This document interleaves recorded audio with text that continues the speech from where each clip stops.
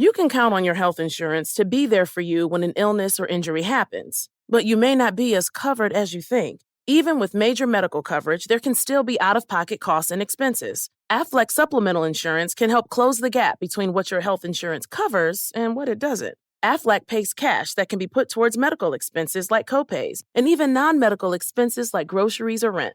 Get help with expenses health insurance doesn't cover. Visit aflac.com to learn more.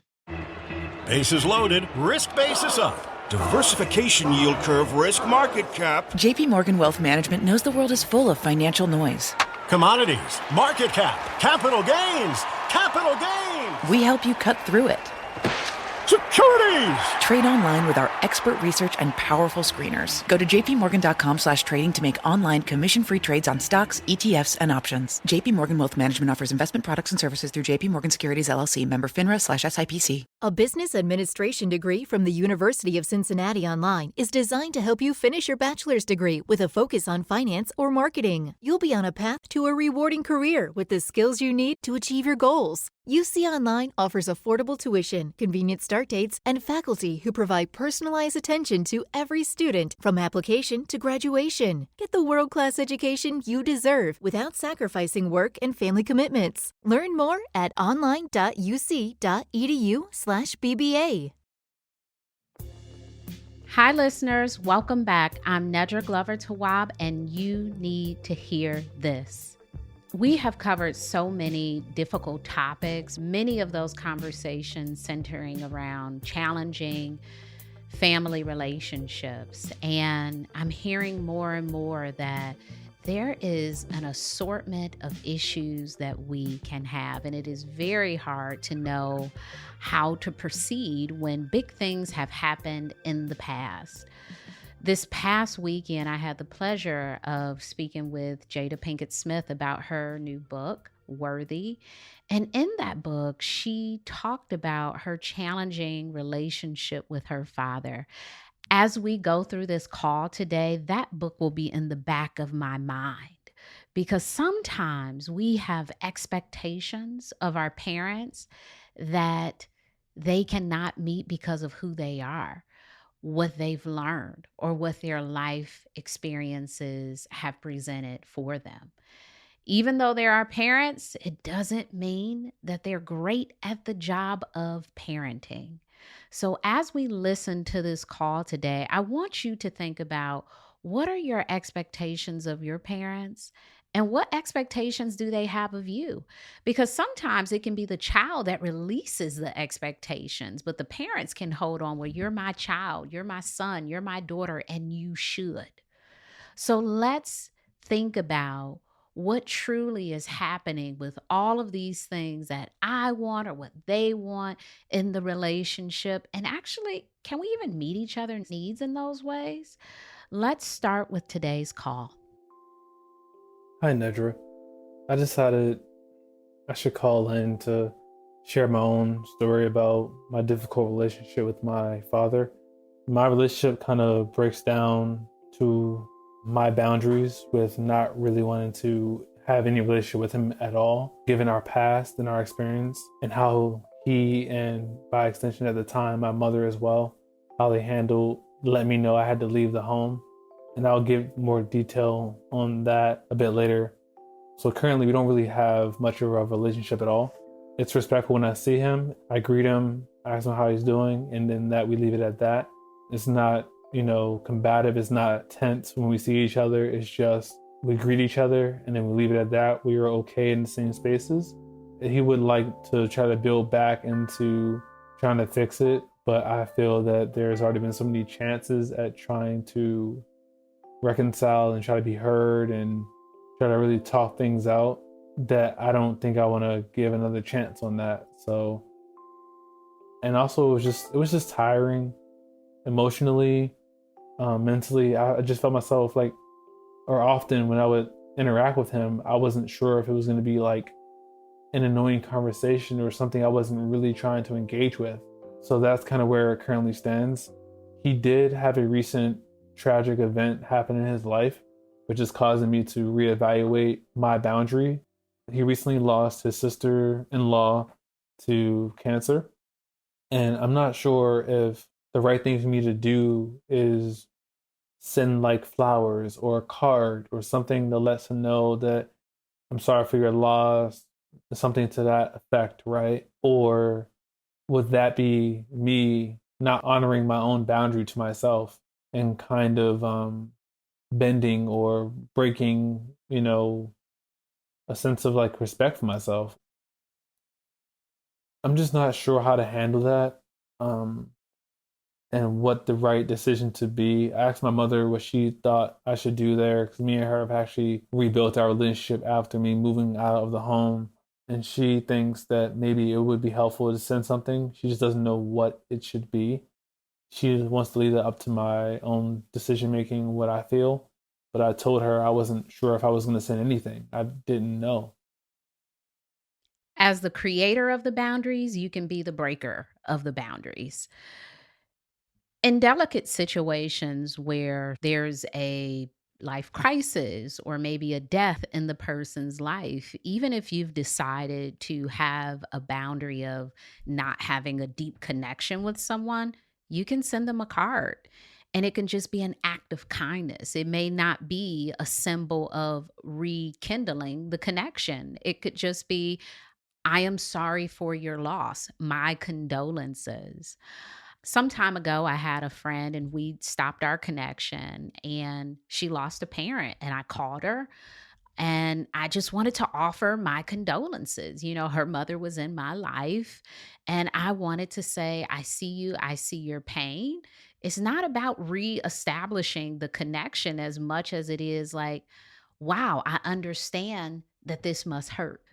It can mean whatever you want it to mean. It's your boundary. So if you want that to be a token of, hey, let's rebuild, or if you just want it to be a symbol of kindness, it can be that as well. You get to determine what that looks like with your father.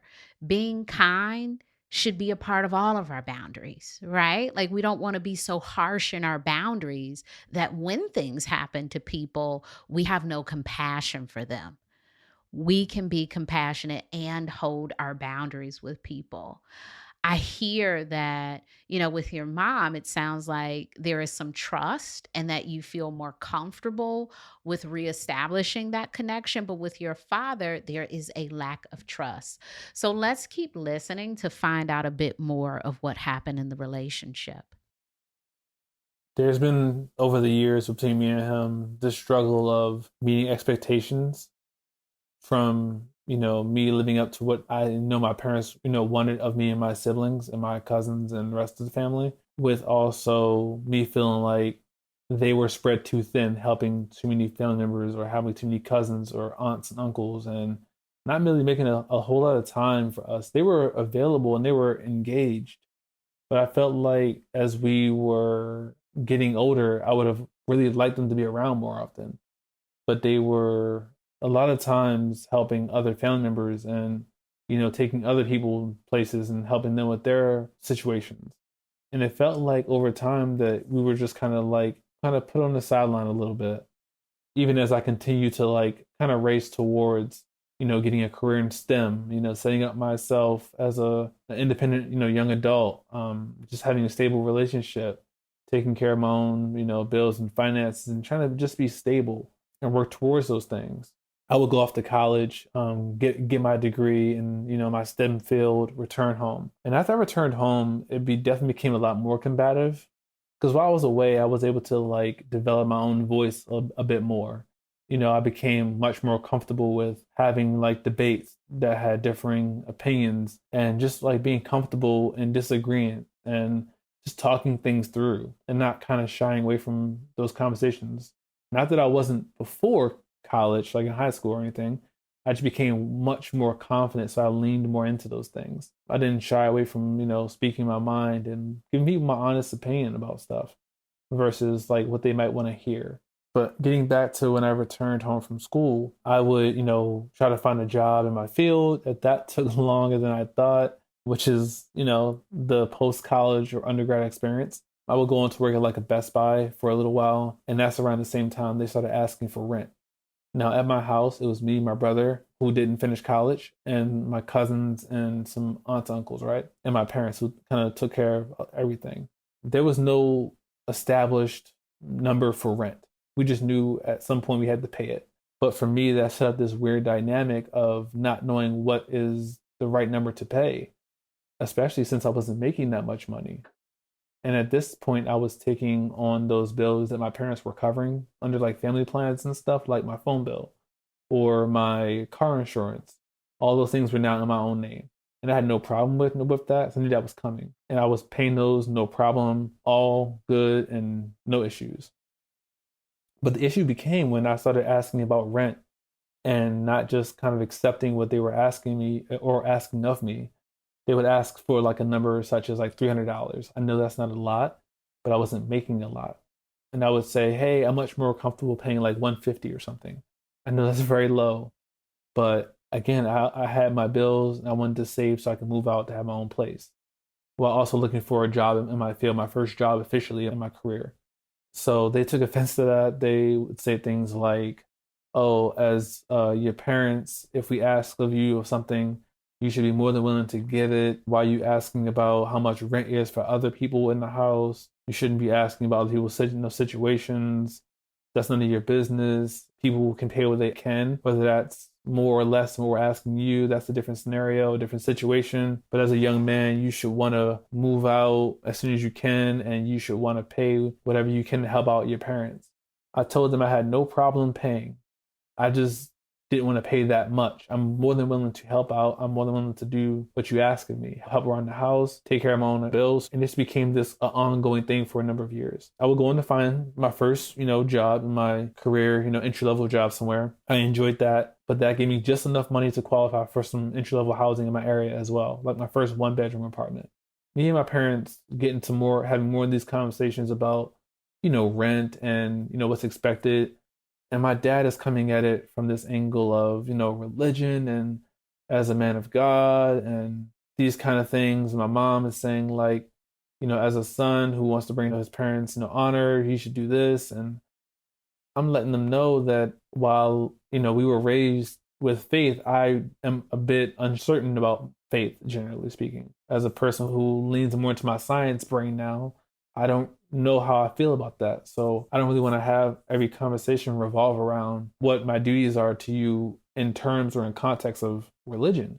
I just want to help out as a child in the home, period. It doesn't have to be in terms of religion or something along those lines. I just want to help.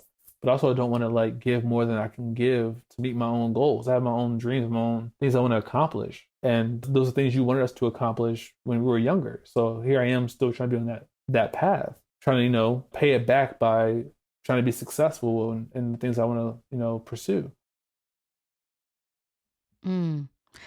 I'm hearing a struggle with fairness. It sounds like you wanted to be treated fairly along the same lines as those other family members, right? Like if your brother is there, your cousins is there, it's like, okay, am I paying 300? Are they paying 300? And then this brother, he's paying 300, so now you're getting $900, right? You want it to be something that makes sense for everyone. But if they're singling you out and saying, well, you are the person with a certain type of character that will pay this, and maybe, they won't pay it and these sorts of things, it sounds like a really uncertain, unclear situation. And I hear that you wanted that clarity.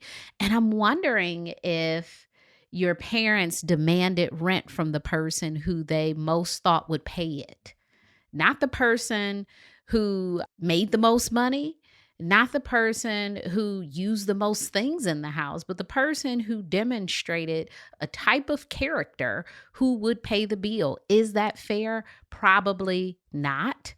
But it's certainly something that I'm hearing, in this situation. And that can be really unfortunate because we all want to be treated fairly. If I wait 5 minutes, I want the other person to wait 5 minutes. I don't want to wait 5 and then they wait 2. It's like, oh my gosh. So I stood in line for 5 and they get 2. We have this need to be treated as other people. So I hear that, particularly when it's other family members, when it's your brother. You're like, where is the equality in this situation? And I hear your parents were like focused on equity or something, like, well, it's not fair, but this person can do this or not do this, and this is how we're deciding. And they didn't give you that chart. They didn't give you the graph of how they decided this and came to this conclusion of that. And it created a lot of chaos between you and your parents about what to pay. Now, as an adult child, some parents do it differently, right? Like some parents will say, hey, give me such and such, and I will put it towards, the money that you'll have to move out. Or some parents need that money, right? They're like, hey, we have bills. You're here. There is more lights being used. There are some who will just give you money to move out. In your situation, it sounds like your parents came to you and said, this is the dollar amount. And maybe for them, there was no room for negotiation. And for you, it's like, this should be something that we can work out. This should be something we should talk through. Should it just be this amount and that's it? Well, your parents were saying, yeah, it should just be this amount.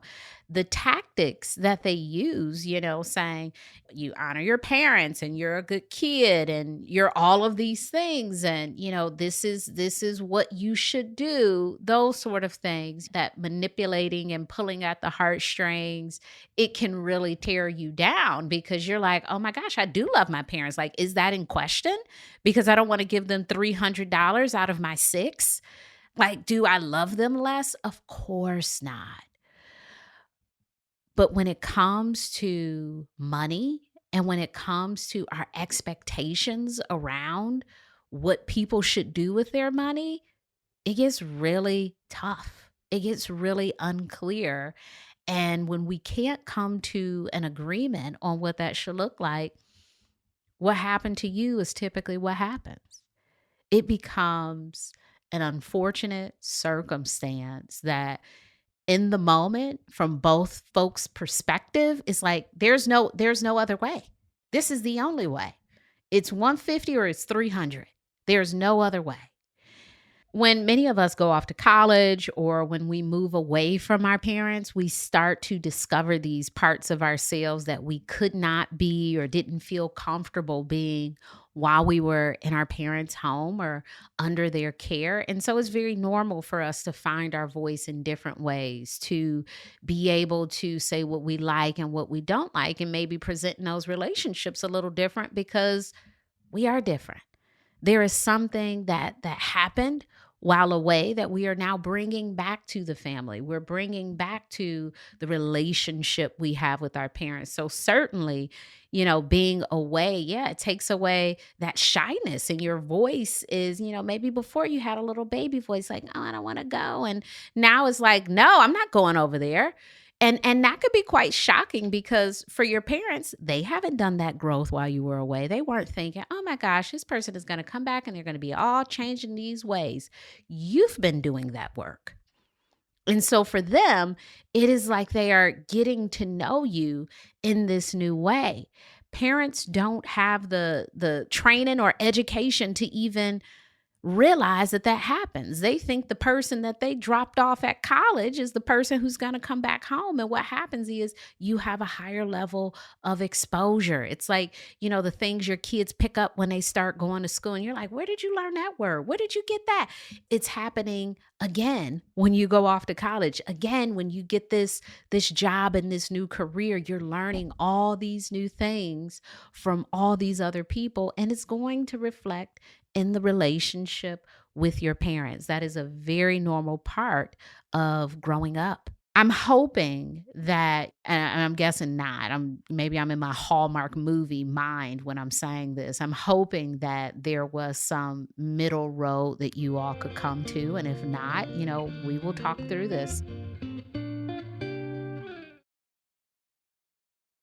At Granger, we're for the ones who specialize in saving the day and for the ones who've mastered the art of keeping business moving. We offer industrial-grade supplies for every industry with same-day pickup and next-day delivery on most orders, all backed by real people ready to help.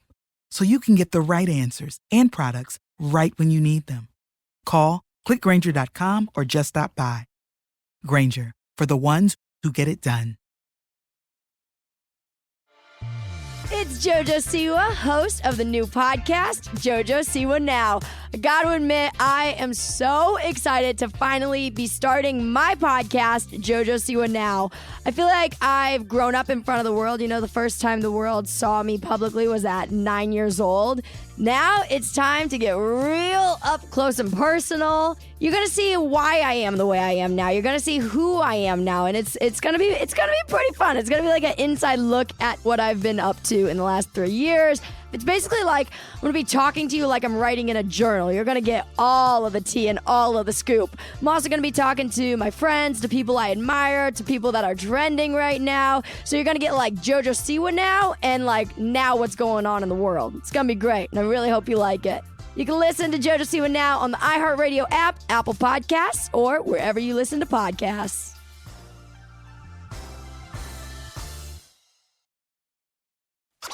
Yes, the Street Stoic podcast is back. One of the quotes that came to mind here is from Drake. The lyrics that came up for me was from Beyonce. I pulled a quote from just one of my favorite artists in general, Kid Cudi. We are combining hip-hop lyrics and quotes from some of the greatest to ever grace a microphone. In it, he says, "'Cause it's just waves. Gotta just float, and have faith. It's just waves." It's the line that we've all heard before from Lauryn Hill, and she says, "Don't be a hard rock when you really are a gem." Along with ancient wisdom from some of the greatest philosophers of all time. Seneca, right? And he says, "Your mind will take shape of what you frequently hold in thought, for the human spirit is colored by such impression." A Stoic quote from Epictetus where he says, "Don't seek for everything to happen as you wish it would, but rather wish that everything happens as it actually will. Then your life will flow well." And listen, I know we all could use a daily shot of inspiration, so this is the podcast for you. Listen to season 2 of the Street Stoic podcast as part of the My Cultura Podcast Network on the iHeartRadio app, Apple Podcasts, or wherever you get your podcasts. Let's keep listening. This would be really tough in the months to follow, causing a lot of stress between us. We would really not talk so much when I came home from work. They would be mad with me for not talking. So our problem was communication. We just really did not communicate very well. I felt that people were getting away with not paying anything, kind of breaking all their house rules and these kind of things. Meanwhile, we just had an issue with talking. We weren't on the same page. And I didn't, do the things they didn't want me to. I tried to stay out of trouble. I tried to, not hang outside too much because I didn't want them to think I was just outside spending all my money on fun things, not paying them the money that they asked me to. But long story short, we had this really big argument right before I was asked to leave the house. And me and my father almost came to blows. It didn't happen. We decided that we shouldn't do that. But that was a moment that let me know that maybe I should take a step back from this relationship. Maybe this isn't healthy for me to continue to engage with. Maybe I need a break from this. We would talk that next morning, me, my father, and my mother, and I would ask them for an apology. I told them I was sorry about what I did. I gave my mom an apology. And then I gave my father an apology. And then I asked them, could they give me one? Because I would appreciate that. Just so I know that we can move forward and we can recognize that no one was right last night and let's try this again. They both refused to give me an apology, which I was actually hurt by. That didn't feel good to know that my parents didn't feel that they needed to give me an apology just because they were my parents.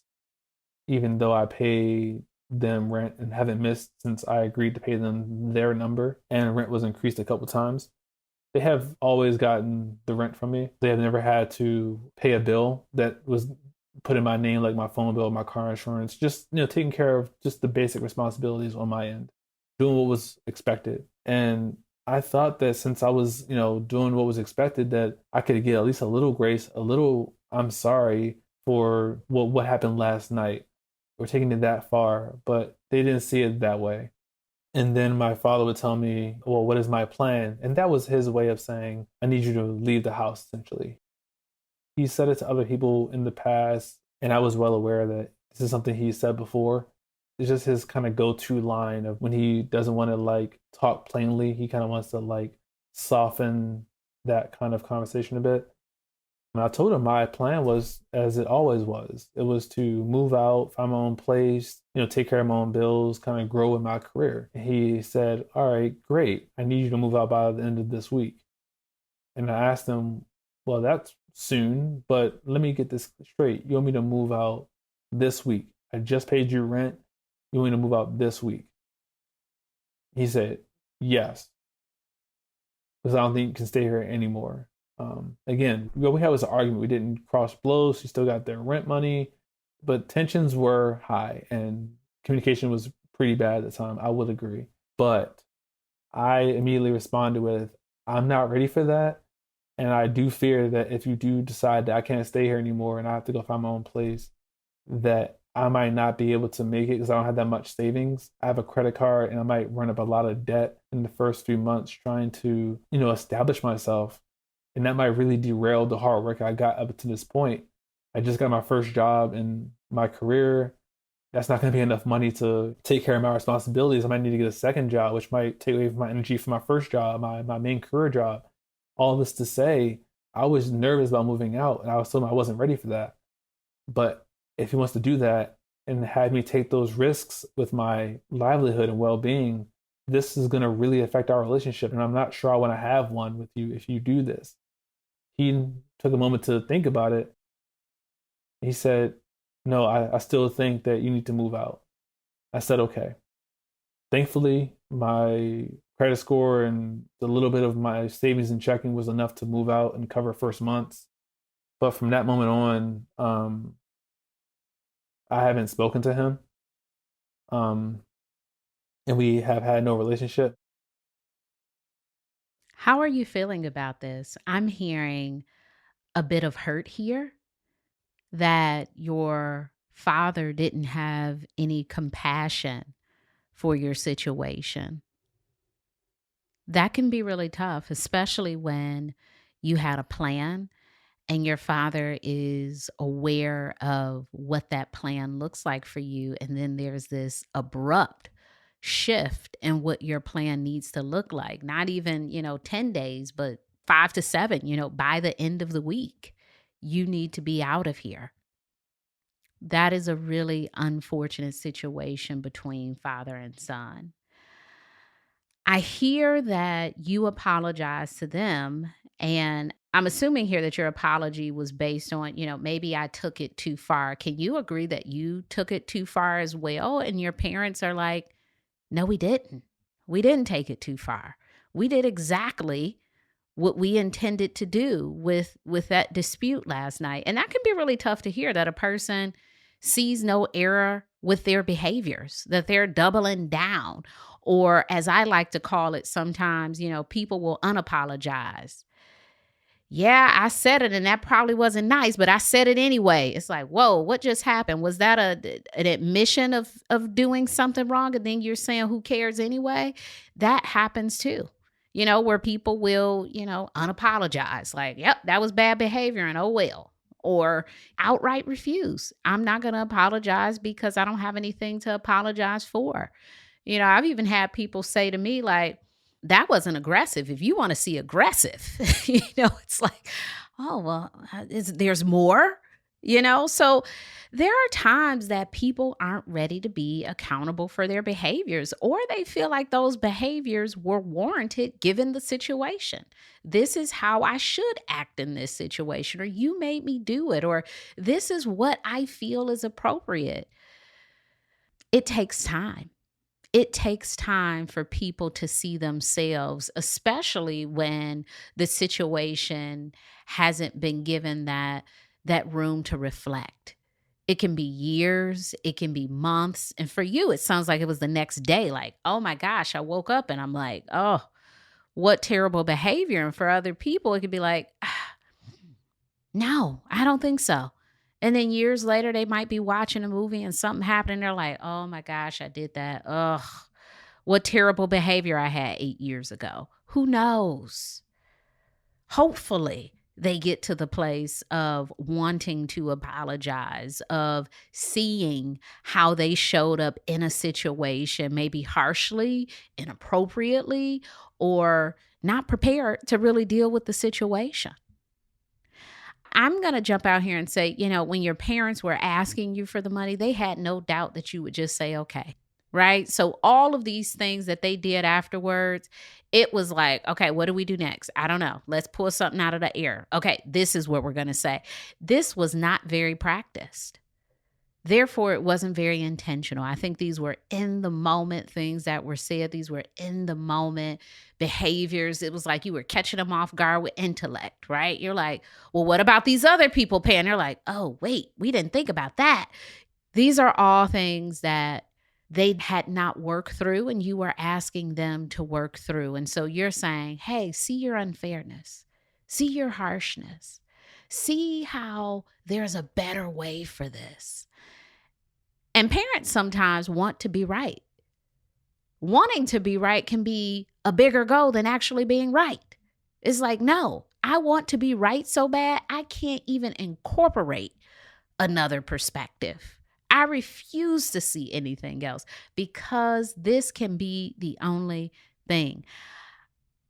I truly think that one of the cornerstones of, I don't even want to say good parenting, but decent parenting is the ability to admit when you are wrong and to readjust. So many parents are afraid to do that because there's this idea that you lose leverage. Oh my gosh, I don't have this leverage anymore. I'm not right. But you lose respect when you're wrong and you double down. And that happens far too often where parents are wrong. They have been unfair. They have shown some favoritism. They are not paying attention to some things. They are being rude or whatever. And they're like, nope, I'm going to double down because I can't be wrong about what I said. I have to back it up. So in this situation, I hear that there's a bit of hurt. Trust was lost, and there is now, probably a lack of respect given how your father handled this situation. Let's keep listening. Me and my mother have worked back into having a relationship. We've talked at great lengths. It's me and her on good terms. But as far as me and him being the person who made the call to say I shouldn't stay there anymore, that was a lot. And the fact that we almost came to blows the night before, that was also a lot. And the fact that despite him knowing that I wasn't ready to move out, he decided it was just, I had to go get my own experience. Even though I stayed out of trouble, I got the degree that they wanted me to get in the STEM field. I'm working in my field now. I'm paying all my bills on time. Things like that. I thought I was, checking the boxes that they wanted me to check up to this point. I've been in a long-term relationship at that point. I still continue to be. And I thought I was doing the right thing. And I'm not sure if I want to re-engage this person just because they're going through something, traumatic and something really difficult to deal with. Because I've been able to actually even find myself currently at my dream job quite a bit earlier than I was going to ever be here. And I'm really proud of the hard work I've been able to do to establish myself and grow, not only in my, my housing situation, but in my career as well. And that was with no help from my parents who haven't helped since I left the house. And I come by occasionally, but it is difficult because I know they're kind of getting older and they're dealing with stuff. And like I said, he lost a sister-in-law, but I'm really uncertain with how to manage this situation. Do I engage with him? Do I send something out? Maybe not engage with him, but do I reach out and send something? Or do I continue my boundary? I'm not really sure what to do, and I would really appreciate any advice that you could give. Thank you so much.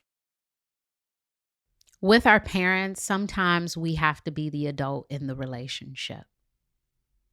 It is now a relationship among adults. You're an adult child. As an adult, when we have conflict with people, we typically talk it out.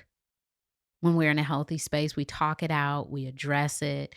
Maybe we don't get to some agreement or to the bottom of it, but we certainly might be able to work through it. And I want you to think of this situation as, let's say you're in your work environment, in this dream job that you have, and you have a dispute with a coworker over a project. And I mean, it really gets nasty. Both of you will have to continue to work there. Will you not speak to this person? Will you ignore them?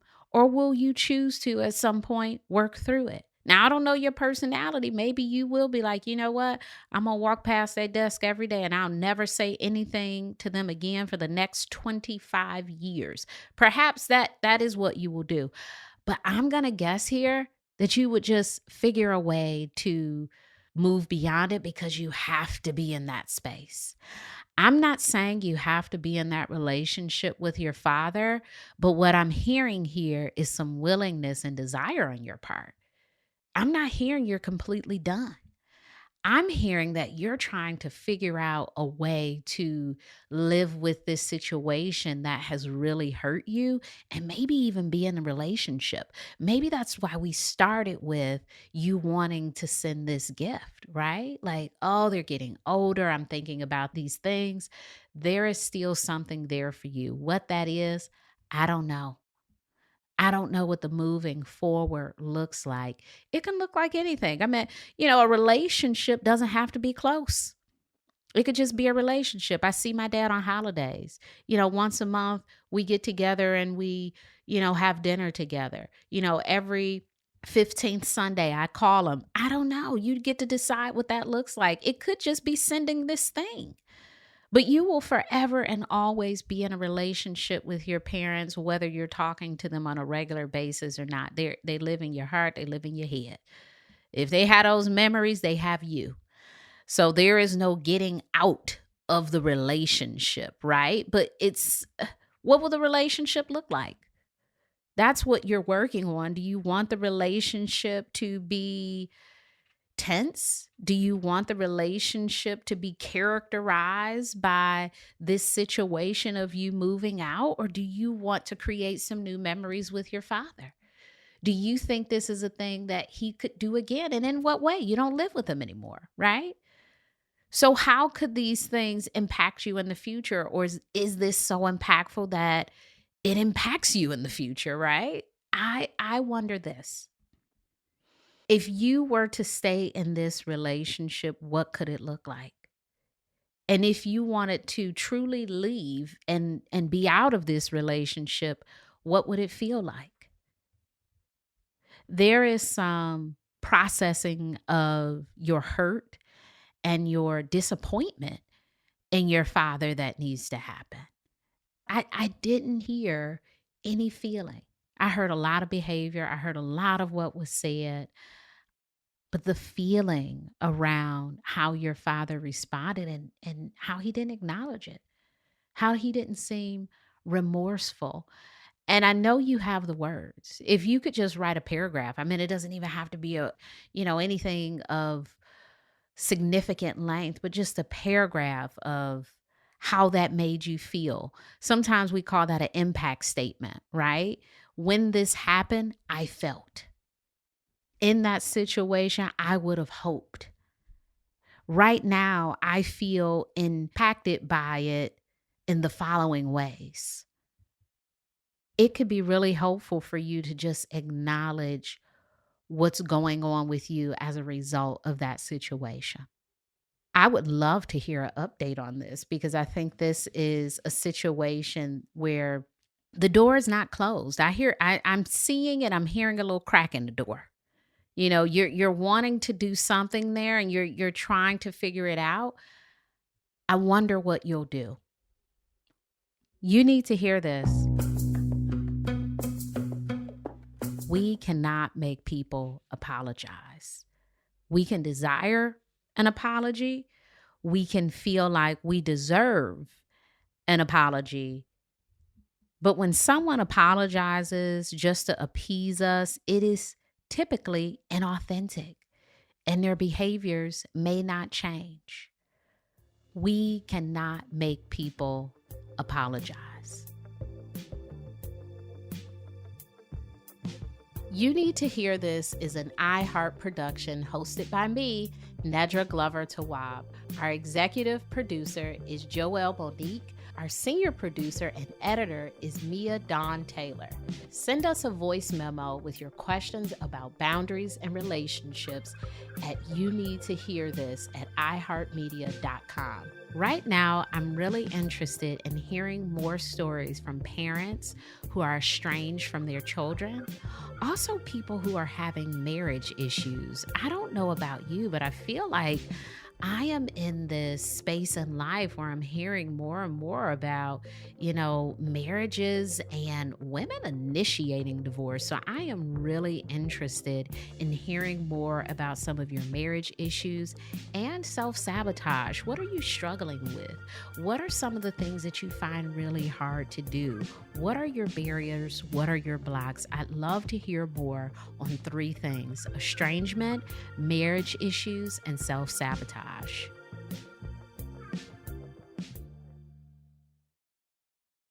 At Grainger, we're for the ones who specialize in saving the day and for the ones who've mastered the art of keeping business moving. We offer industrial-grade supplies for every industry with same-day pickup and next-day delivery on most orders, all backed by real people ready to help. So you can get the right answers and products right when you need them. Call, click Grainger.com, or just stop by. Grainger, for the ones who get it done. It's JoJo Siwa, host of the new podcast, JoJo Siwa Now. It's time to get real up close and personal. I'm going to be talking to you like I'm writing in a journal. You're going to get all of the tea and all of the scoop. I'm also going to be talking to my friends, to people I admire, to people that are trending right now. So you're going to get like JoJo Siwa Now and like now what's going on in the world. It's going to be great, and I really hope you like it. You can listen to JoJo Siwa Now on the iHeartRadio app, Apple Podcasts, or wherever you listen to podcasts. This holiday, when you give love, you can't go wrong. With Zales jewelry that's made to love and made to last. Love real. Zales. Zales. Zales. Zales. Zales.